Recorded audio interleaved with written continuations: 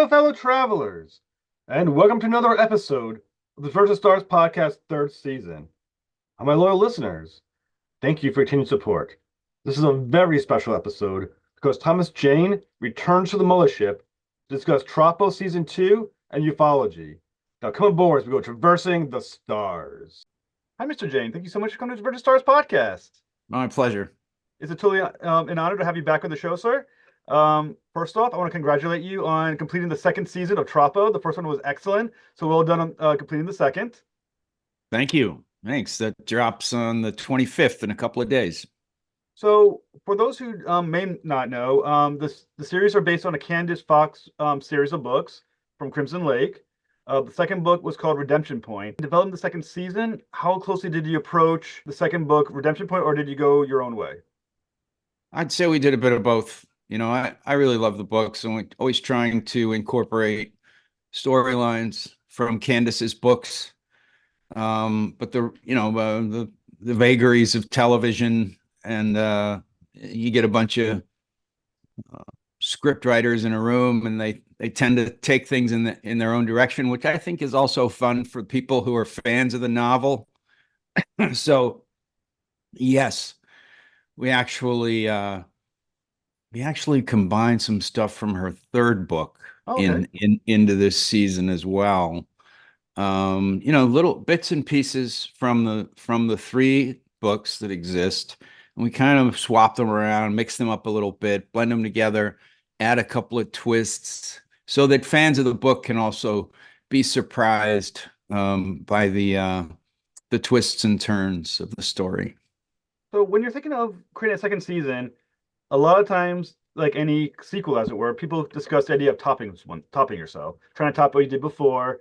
When you think about making the second season, are you thinking more of character complexity, topping yourself within the mystery, or is it something else you're trying to really focus on doing better season two, or more of than season two? Yeah, for us, it's a character drama. We don't we don't have a whole lot of explosions. We have a few, but it's a smaller character-driven crime drama. So our focus is on the complexity of the characters. The mystery is, of course, always fun. But the reason why I like the show and produced it, and I actually directed a couple of the episodes this year, is to dig into the characters. We have a really good cast of Australian actors. And so trying to give them as much meat on the bone as we can for their characters is really the fun. So, is this the first time you've directed television, or have you done it in other series, movies, or whatnot? I directed an episode of The Expanse, Okay. season 5, I think, and had a really good time doing that. And I wasn't acting in it, so it was even more fun. What's tough, especially in television, is because of our enhanced accelerated schedule, is to be both in front of and behind the camera. But I had a great time. We get a season 3, I'll do that again, because I'm proud of the work that we all did on the shows that I directed. So I look forward to continuing that tradition. I recently read a book, I Am Spock, where Leonard Nimoy discussed acting and directing in the third and fourth Star Trek film, and how difficult it was to try to act, knowing that to see yourself as both the director and the actor at any given moment. When you're directing your episodes, was it difficult to try to separate yourself from the director and the actor in those moments? Well, they're pretty clear. The roles are pretty well drawn out. When you're behind the camera, you're one character, and when you're in front of the camera, you're a different character. I um I did notice that Nicole was kind of surprised at meeting the guy who was directing, who Hmm. was not the guy that she was acting with. So for her, it was like having two different people. And she's even said at one point, she's like, I've never met this guy. I say, yeah, we'll talk about that later. Get this done. So that was interesting.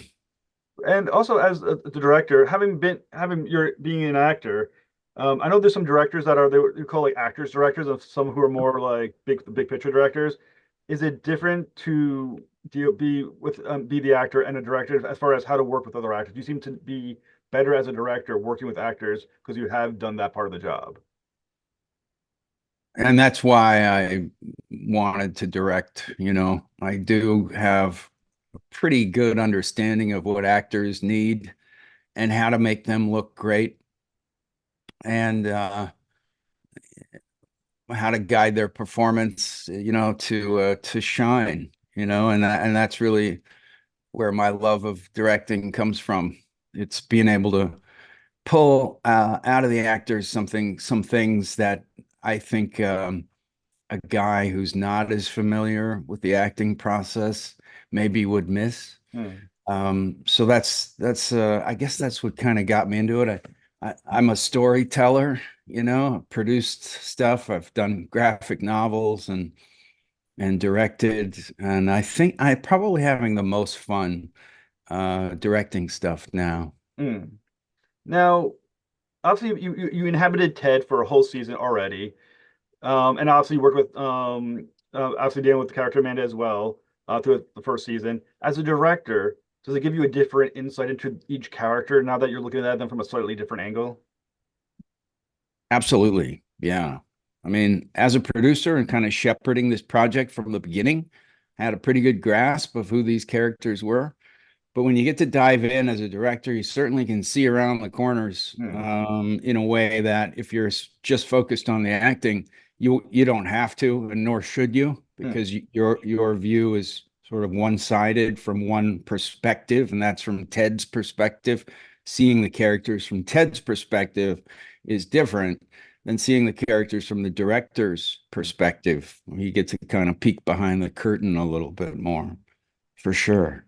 When you're once again performing and at the same time that as you're directing, who do you trust to look at your performance as you're doing it and see what's working, or is it? I know they also do the thing where you can go back and watch the television of the scenes. Is there someone you were relying on to be like, hey, when you're performing, you did this or this, or I saw this or that while you're also trying to direct? Oh, that's a great question. Yeah, you do, even when you're directing yourself, it's good to have a second set of eyes, um, and try to get the feedback that you need, and because no matter how good you are as an actor, you need feedback. You need that second set of eyes to say, yeah, that's reading, or no. And I've got that in the back of my head, but it's always good to have other eyeballs on your performance. So I relied on a couple of things. One is my whoever I was acting against, Hmm. like say it was Nicole. I just tell her, like, to be like, listen, keep an eye on if you see anything, don't be afraid to tell me that, you know, and I would kind of look at her and we could tell if the scene was working or not. You just sort of have that feeling. And the other person I relied on is um, the cameraman. And we have a really good, experienced couple of cameramen on this job. And our DP, Tony, often operated the A camera as well. So I would always look to him, Hmm. and he had a good eye, he'd be like, or, um, so that's certainly helpful. And you need that, or I need it. And obviously, as a director, I mean, both actors and directors are storytellers, as just as the writer is. You're all storytellers. However, because you're making a TV show, there's a certain parameters of time that you're also stuck within. Because Mhm. you can only have a show be so long, you can't have a 4 hour episode of Troppo, which I'm sure would be fantastic, but you can't really do it. Right. Um, However, was there moments where you said this is a wonderful scene or this is a wonderful moment, but you had to cut it because for whatever reason it didn't quite fit in with the story or the time constraint that you were stuck within?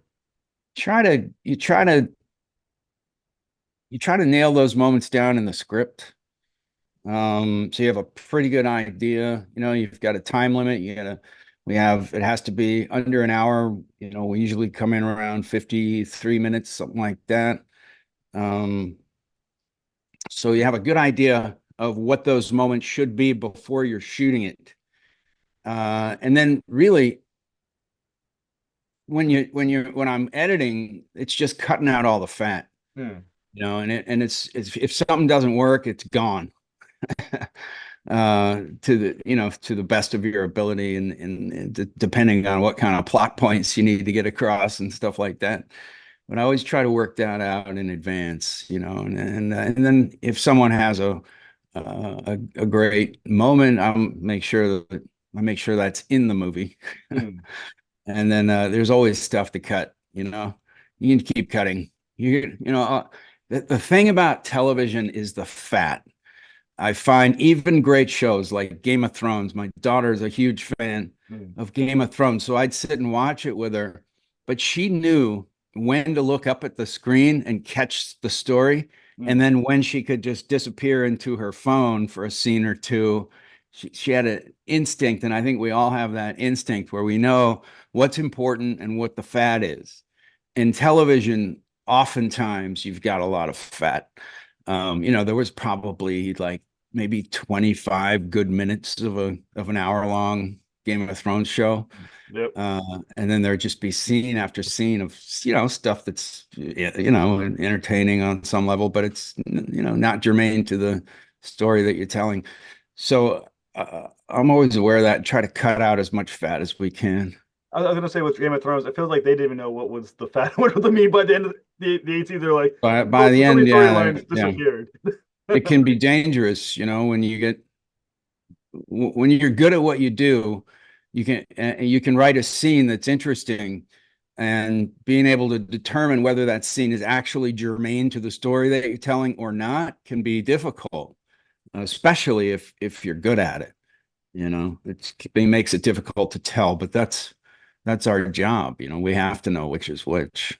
Well, I can't help but think one of the difficult things with Troppo, unlike maybe Star Trek: The Next Generation, where it's episodic. One episode completes itself, it doesn't continue into the next episode. It kind of just is its own thing. With Troppo, it continues into one long season. So even though you're the director of one episode and you're thinking what works in that one episode, you also got to be thinking the entire season. How hard is it to figure out what's going to be fat and what's not going to be fat over the course of I think it's 8 episodes long, the second Yeah, season, and because it's not just your episode you got to be thinking about, but it's 4 or 5 episodes down the line depending on when your episode shot. that's right. So as a producer, through my company Renegade, we are developing the season along with the Australian team, and then there's the team at Prime Video. So you've got kind of three camps, and the story has to pass through these three camps: Renegade, the Australian company, and Prime Video AGC, which is another company that helps us. Very, very good company. Um, so these story, the arc of the season, is laid out. It's mapped out, early on, and then you start hanging the meat on those bones to create the 8 hours to tell the story that you need. So that skeleton is what you're preserving as you go from episode to episode. And so you're building the skeleton of the arc of the season, then you're hanging your characters and your meat on it, a little bit of fat here and there. And so you always have your eye on the ball. You always know what you're hanging. Okay, here's the bones of this. And that's worked out as early as you can. But of course, you're always refining it as you're going along. The scripts are always changing. Little adjustments are made as you're. It's alive. It's a snake. It's like trying to ride a serpent. And it's Hmm. constantly moving and changing and shifting. The ground is changing, and you're losing a location. So, or an actor is suddenly booked a movie in America, so you got to shoot her out on this. So it's this moving beast that continues until you're done, with the final edit. Well, since you're saying it's the beast is a three-headed beast, there's you director producer, there's the Australian company, and then there's Prime Video. Mm. Obviously what they see or feel about what they want for an audience or the show is gonna be slightly different. Right. How do you keep all three entities happy without losing what you want as the thread of the story? And I would imagine, though, I may not be sure that the Australian audience is a little different than what Prime and the American audience is going to want, because I assume we're Yeah. culturally different enough. Yeah, that's a good point. The Australian audience is different. And what they expect from an hour of television is different than the American audience. Hmm. So you're right. So you're not just dealing with three companies, you're dealing with two continents Hmm. who have different sort of goals, different ideas about what they think is interesting, different things that you can't do that they don't want to see. Versus things that they do want to see. So that's been an interesting challenge. We didn't,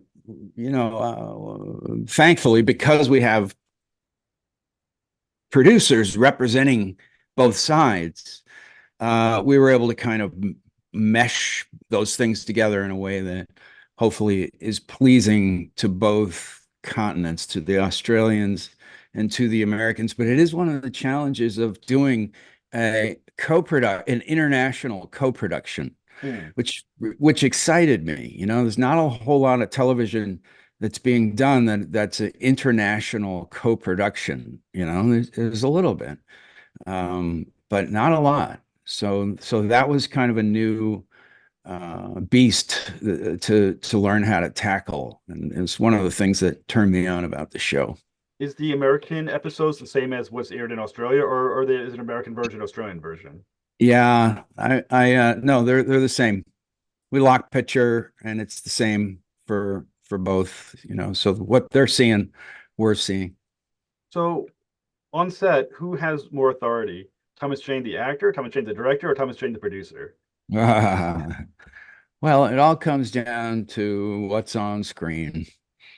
So, if Thomas Jane, the producer, wants Thomas Jane, the actor, to, say a certain line, but Thomas Jane, the actor, doesn't feel like saying that line on that day, then that line might not make it into the show.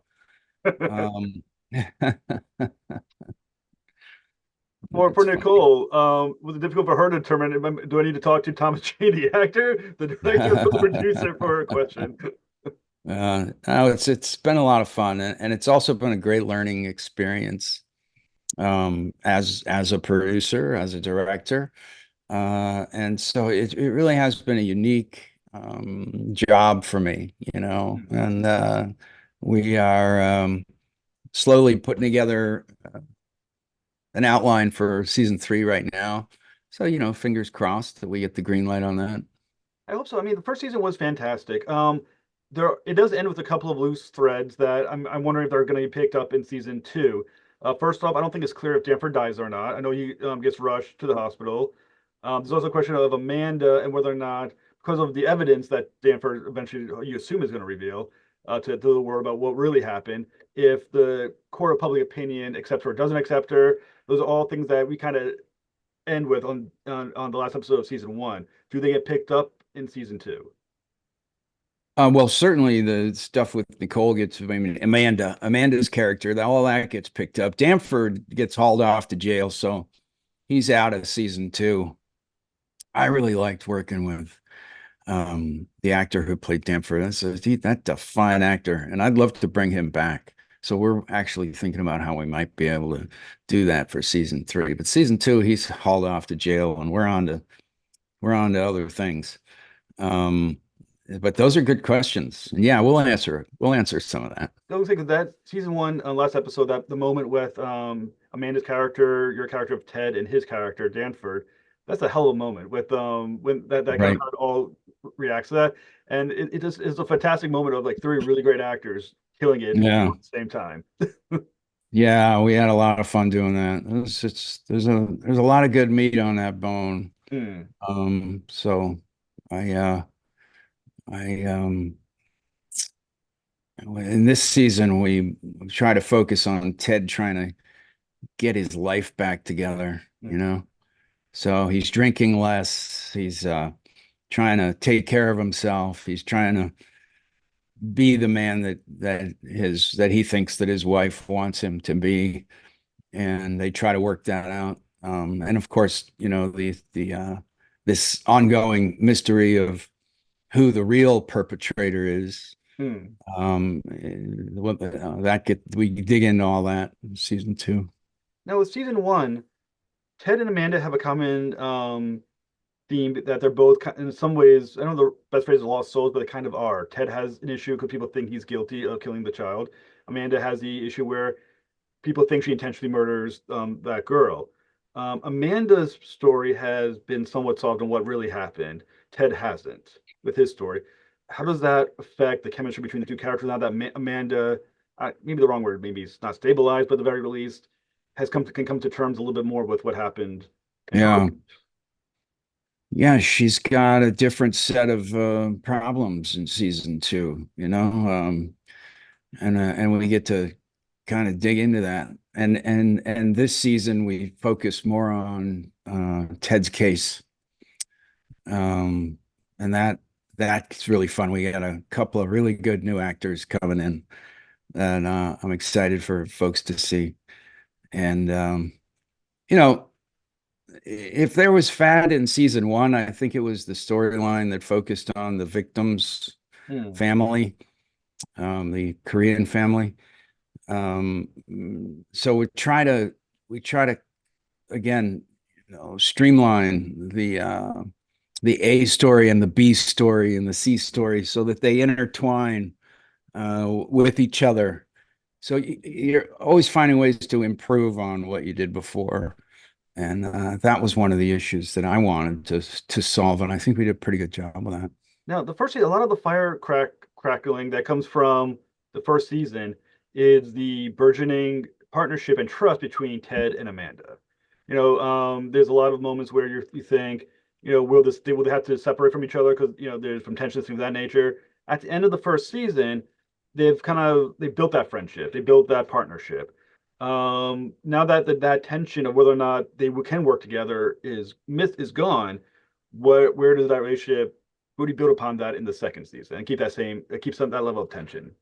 Well, Amanda, this is like her hometown, basically, right? And she returned to this joint, this Crimson Lake, uh, after she gets out of prison. She comes back home where she's most hated and reviled. But Ted's not from this place. He Mm, didn't want anything to do with this place. He's trying to get the hell out of there. mm. So even though they form this partnership, Ted's like, look, I can't do this forever. I got a family, I got a life to get back to. And that's where we go with in season two. So yeah, they formed a partnership and something of a bond, but Mm. Ted's like, this isn't my life. Uh, Well, I've got I've got another life, and I got a kid and I got a wife. So that's where we take it. and an interesting thing with Amanda too. I mean, whether they solved why it happened doesn't change the fact that it did happen. Is the Amanda's character, Nicole character of Amanda, is she able to forgive herself because of how it happened, or is Right. it still because it did happen? It's still there. It's just still has Yeah. killed this No, person. absolutely. We're digging into how she still has to find a way to live with it.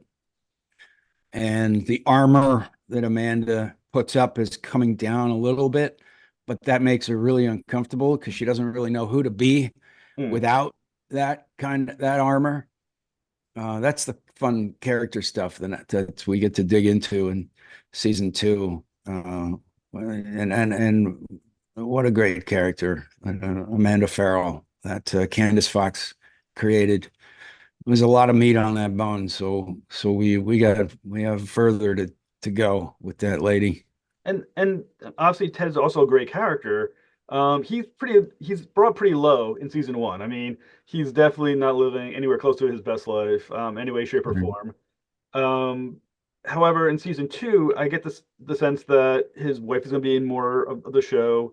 Is my understanding of what I read. Also, Ted did become successful and solve that case. Is there any forgiveness in the community because he did solve a murder case, or is he still Ted the pariah? Ted's pariah status exists as much in his own head as it does with the community, but he certainly he still wears, the red letter on his back, right? He Yeah. still walks around with that red letter on his back. Part of the fun is, you've got how the world sees you and the judgments that they make about you. Mm. And then you've got who you are, who you think you are, who you want to be, who you are inside. And when those things don't match up, when the feedback you're getting from the world doesn't match who you are, Mm. then that can create this cognitive dissonance that's a battle. You got to figure it out. And I think that's true for all of us. We all have to learn to live with who we are. I, um yeah. I mean, honestly, Ted knows what really happened. He knows he's not a murderer, especially not of a child. However, is it hard when the whole world is telling you this is who you are, and Ted knows that he's not? Is there, no matter how much you know the truth, does some of that still seep into you and how you see yourself because the world is telling you, apparently constantly, this is what you really are? Yeah, and it can piss you off. I think it pisses Ted off. I think he's got a little chip on his shoulder because of it.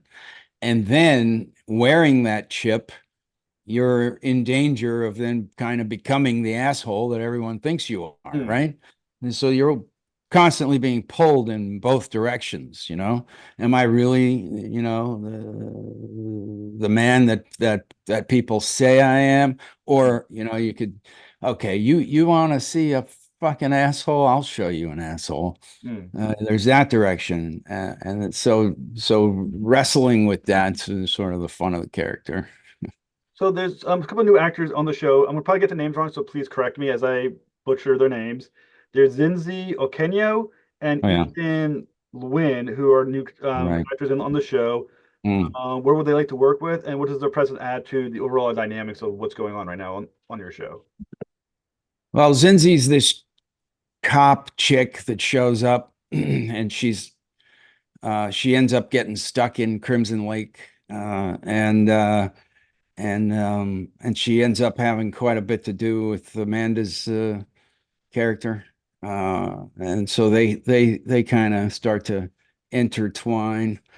And Ethan is one of our family members of one of the guys who gets murdered.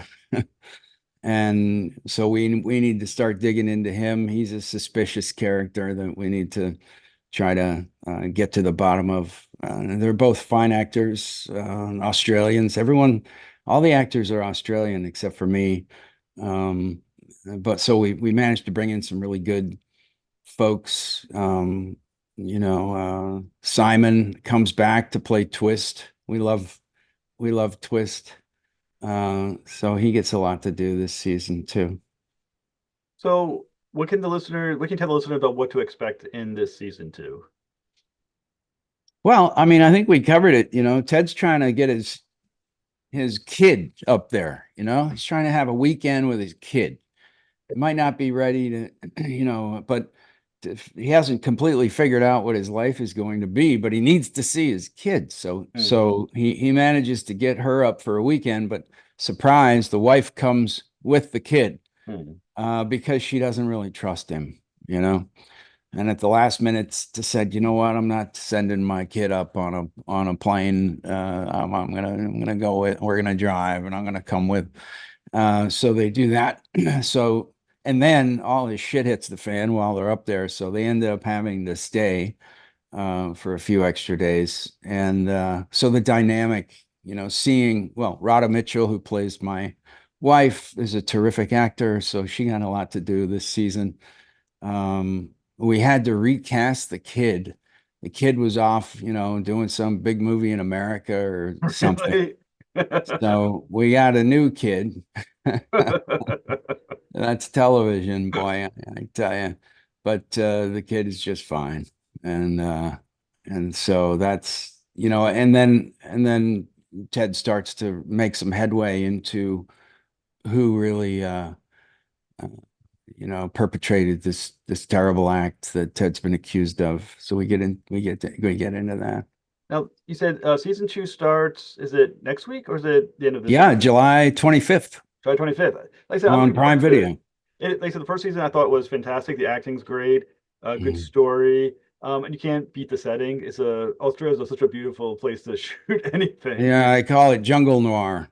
We're up there shooting jungle noir. So fans of the crime stuff and a little bit of the noir type stuff will get a kick out of it.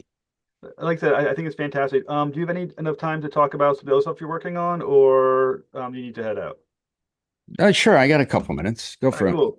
Because I said I follow you on social media because you're fascinating. So I've been following you.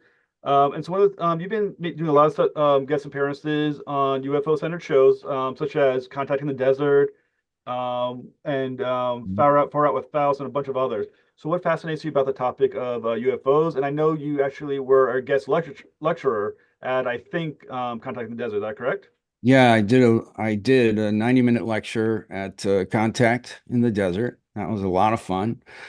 I also reprised that on a podcast called UAP Studies. So if anyone's interested in that, they can head over and watch my little presentation that I did for UAP Studies, which I highly recommend that. If anybody's into UFOs, that's a good destination. If anyone's interested in aliens, the other YouTube channel is Preston Dennett. Preston Dennett has a YouTube channel at two N's and two T's.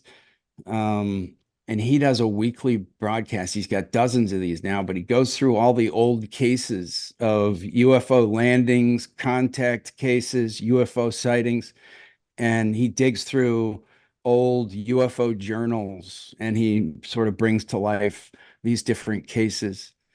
So that's my favorite channel right now, Preston Dennett. Um, Contact was great. Last night I just did Coast to Coast with George Knapp. Hmm. So I'm sure that was recorded. If anyone wants to go check that out, I had a lot of fun talking to George. He's terrific. He's been in this thing ever since the Bob Lazar thing broke in the 90s. Um, and so what's been fun is getting to know some of the characters who are deeply into the subject Hmm. of ufology and studying this phenomenon that's getting a lot more attention now than it maybe ever has before. It's cyclical. UFOs started in the late 40s, really became headline news all over the world. And then that launched this obsession with figuring out what the hell they were. And that lasted through the 50s. Public interest never really died. In fact, the Air Force was forced to start Project Blue Book to look into it, which they did for a number of years. But these sightings just kept coming and they kept getting headline news around the world. So they eventually were able to shut Project Blue Book down in 1969. And from then on, they were able to convince the public that there was nothing to it. Hmm. So the 70s, even though there were still some amazing sightings and contact cases and abductions, and then Whitley Strieber's book came out in the 80s. And so there's been this kind of steady undercurrent of ufology, but it really wore the stink of pseudoscience ever since Project Blue Book was shut down. But until 2017 Now, when the New York Times and the articles and came out and the videos came out, and that really created this new resurgence. We had congressional hearings for the first time in 50 years. yep. So I'm trying to contribute to continuing this trajectory. I'm trying to continue to bring this to the forefront of the consciousness of humanity, right? Hmm. We need to break through to this, what they call a post-disclosure world, where we all come to grips with the fact that there are other intelligences in the universe and they actually are visiting us, and why that is and who they are and all those questions will still be need to be answered. But if we can come to grips with, I call it a neo-Copernican revolution. And we're in the middle of it now. The Copernican revolution took almost 200 years to become accepted by the scientific community and the world, right? Almost 200 years. So this is going to, hopefully won't take 200 years, but it will, but it's already been going on. But I think it's recently, since maybe 2017, we're kind of on the road to disclosure, but we have to, keep the balloon in the air. We have to do the work to make sure that it doesn't get swept under the rug again. Now my memory may be wrong because over a year things get little more convoluted, a little messy from memory. But I feel like that video, was it the Air Force or was it the Navy who had the video of the pilot with that I think they called it the Tic Tac that was traveling Yeah, on the screen. I yeah, feel like yeah, that was what launched the a recent curiosity again. With at least recently, I heard a lot of people say now this feels legitimate to a lot of people who didn't before because of that video. yeah. But there's no one video or photograph that's going to convince people, right? That's not enough. It's no matter how good the video is, it's compelling, and it opens the door to do the research to figure out what the hell these things are. But as far as definitive proof in the form of a video or a photograph, that's not going to happen. What we do have is the preponderance of evidence over decades, right?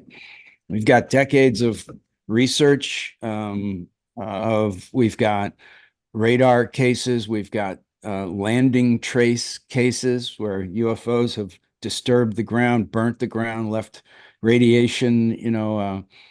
We've got physiological evidence with people who have had contact are left with burn marks or some physiological evidence. And we've got a preponderance of eyewitness accounts, and it's the weight of all the evidence combined that makes this a valid case, for exploration. Convincing the scientific community that this is something worth looking at is what is our main, obstacle right now, and which I think we can overcome. I think the Sol Foundation is doing great work. There's a group of scientists who are publishing papers on the UFO phenomenon, different aspects of it. You've got Kevin Newth, who's a physicist, who's working out the physics of UFOs. You've got Dr. Gary Nolan. You've got Avi Loeb. You have a number of different people who are now throwing their hat in the ring, and that is the best. That's the best thing that can happen. We need more of that. I mean, when you think about the size, not just the universe, but the galaxy, the Milky Way galaxy, it would be arrogant to think they're not aliens living in the galaxy. There's too many stars, too many chances are for planets. Is it a simple question of just simple reasoning for people to be convinced that likelihood or not likelihood of something have occurred, so skeptics can be won over? There's no easy answer. Recently, because of the exoplanets that we've been able to find using the Hubble and other telescopes, recently scientists have come to the conclusion, well, it's an awful big universe. There's tons of planets out there. We're probably not the only ones, but this is recent. Before that, there was something called the rare earth hypothesis that held sway in the scientific community, where they said, look, yeah, it might be a giant universe with, trillions and trillions of suns, and who knows, maybe there's planets. This is before we actually had evidence that there were exoplanets and they did exist. The combination of things that had to go right for Earth to not only to chemically evolve life, but also just the giant outer planets that swept other asteroids out of the way, so that we weren't being bombarded all the time with asteroids and meteors. and so many other, the distance, the perfect distance from the sun, the moon that we have that creates the tides that created the motion that we think that maybe helped life get a Hmm. foothold. There's so many different variables that people thought it plausible that we might be the only planet with life in the universe, or at least the galaxy. So, as our understanding of reality evolves, then so does our understanding of what might be out there. And sooner or later, we're going to come to the conclusion that not only is life inevitable, but that it's been around long enough to build the technology to be able to travel the stars. And we have that evidence now. Um, you don't have to you don't have to posit that we're biological beings from other stuff from star systems that are so far away it would take thousands of years at light speed Right. to get here. But you can deposit that a probe, a robotic probe, could travel thousands of years through space, Hmm. land on Earth, and then build using genetic material found on this planet, build biosynthetic organisms, build a small army of worker drones Hmm. to do work here on Earth. And, they could then create their own ships. You don't need a fleet of UFOs. You need one that has the capacity to manufacture other probes Hmm. and other, biosynthetic organisms. And they could, build themselves a little base in the middle of a mountain or under the ocean. And they could have been here for thousands of years. I mean, we're using artificial intelligence and sort of what we know about genetics. We're starting to realize that this is a distinct possibility. Hmm.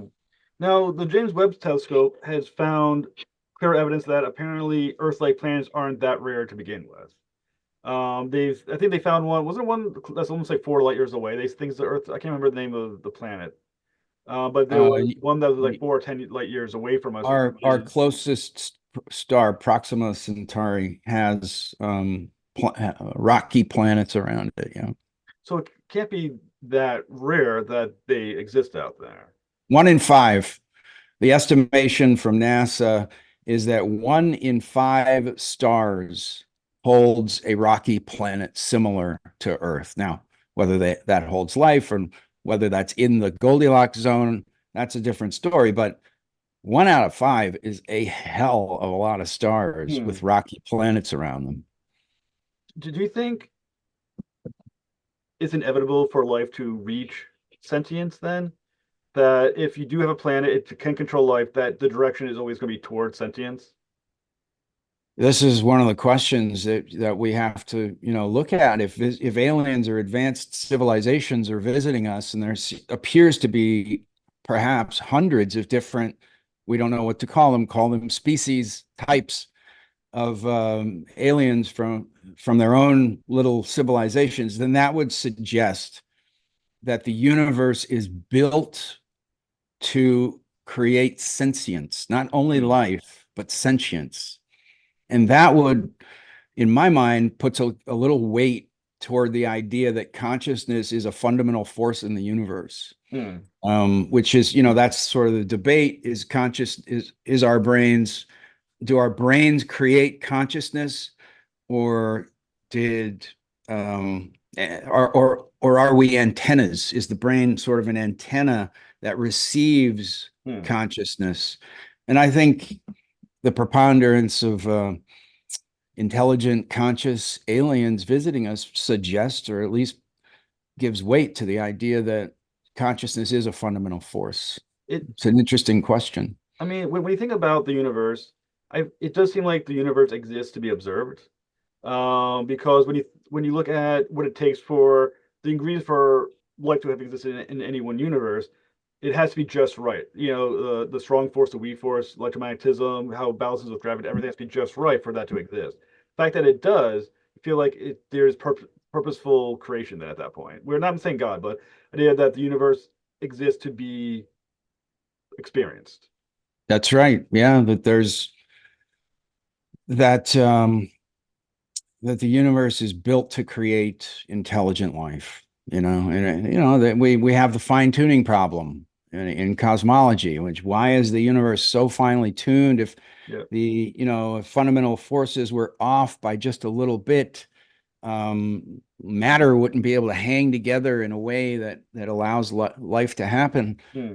So we already, they call it the fine tuning problem. They're like, why, geez, and one of the answers is that there are so many different universes that don't have fine tuning, and we just happen to live in the one that does have it, and so we have to posit these kind of, in my mind, crazier hypotheses to get around the fact that the universe is fine tuned for life to happen. And I think that's absolutely the fascinating aspect of it because if there was only humans as intelligent life, it's a big damn universe to have nothing else in it to Yeah, it would be experience. an amazing, an incredible waste of space. I forgot who said that. Maybe Arthur C. Clarke. I can't remember. Like I said, I think that's why I find it all so very interesting. And so, from your interest, is it from experience or curiosity that makes you the most interested in this topic?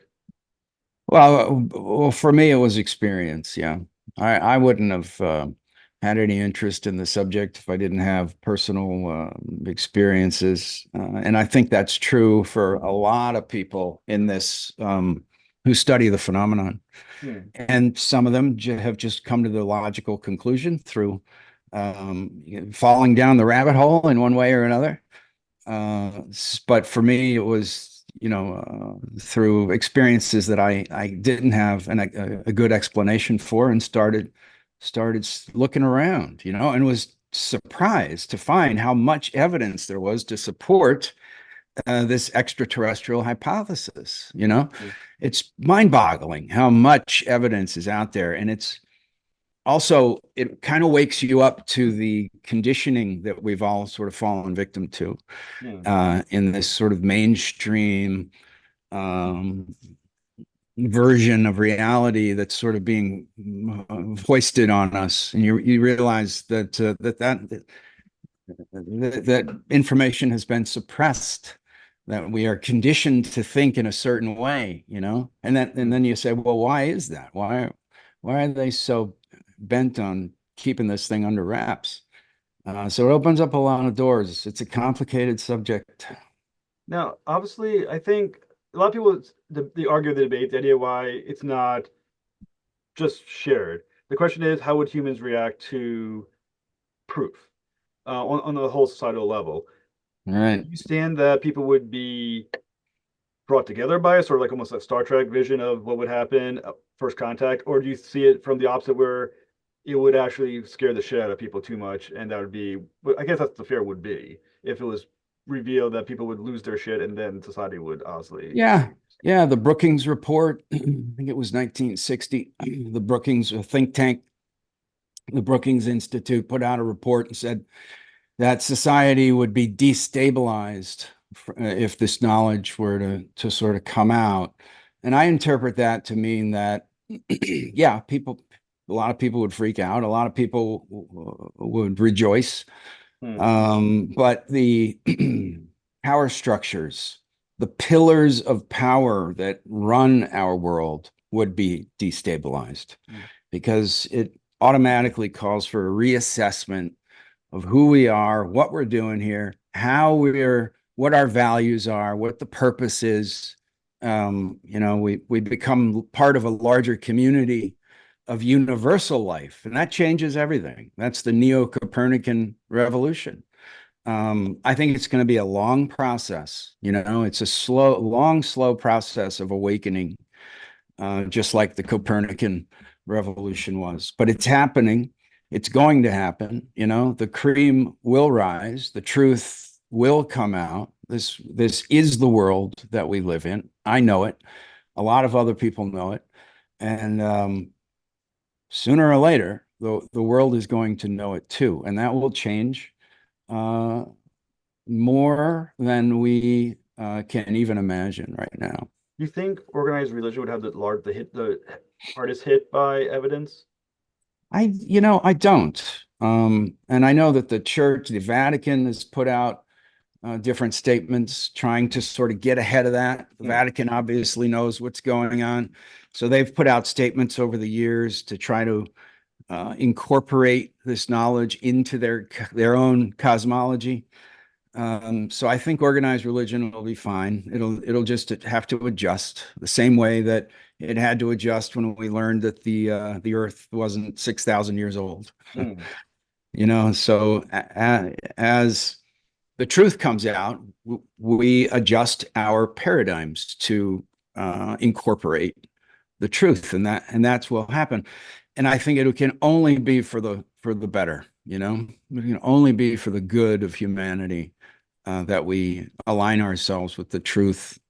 I said, do you think our current science is adequate enough to be fully capable of studying the existence of aliens to the point where it can be widely proven? Or do you think science itself would have to advance more to fully accept, view, or prove the existence of aliens? We have the tools today to prove unequivocally that extraterrestrial vehicles are visiting Earth. We record these things on satellites. There's military satellites that record the coming and going of objects that are approaching near Earth orbit. So we have this information. There's plenty of data for the scientists to study so that they could wrap their minds around it. The problem is getting them to pay attention to it. The problem is giving them permission to pay attention to it. I think there's a lot of scientists who are curious, but they don't have permission to really look at it. Hmm. There's no money in studying UFOs or alien visitation. There's no grant money. There's no review board. There's no certificate that you can get. You can't study it in college, and so that needs to change. So I think the politics of how we look at these things needs to change, but we have the tools to get the job done right now. Like one of my favorite shows that I watch on TV with my wife is Paranormal Caught on Camera, where they talk about alien stuff like that. Do shows like that help the case or hurt it because they're usually not presented in the most academic manner? Usually, does that Sure. help or hurt?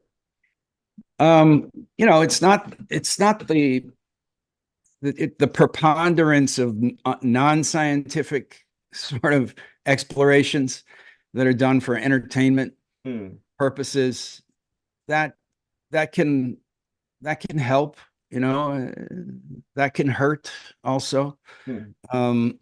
But there's room for that. There's room for entertainment value of that, and it also gets people thinking, and it can, turn heads toward the light a little bit.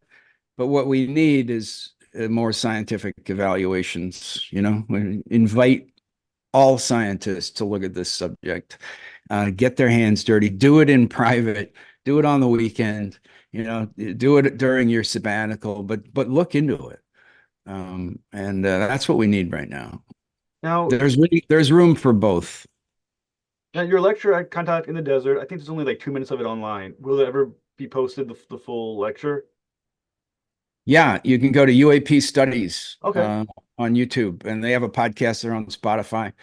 UAP Studies, I did my presentation for them in 2 parts, 2 hour long parts. Well, And that was a lot of fun. I was I, sick.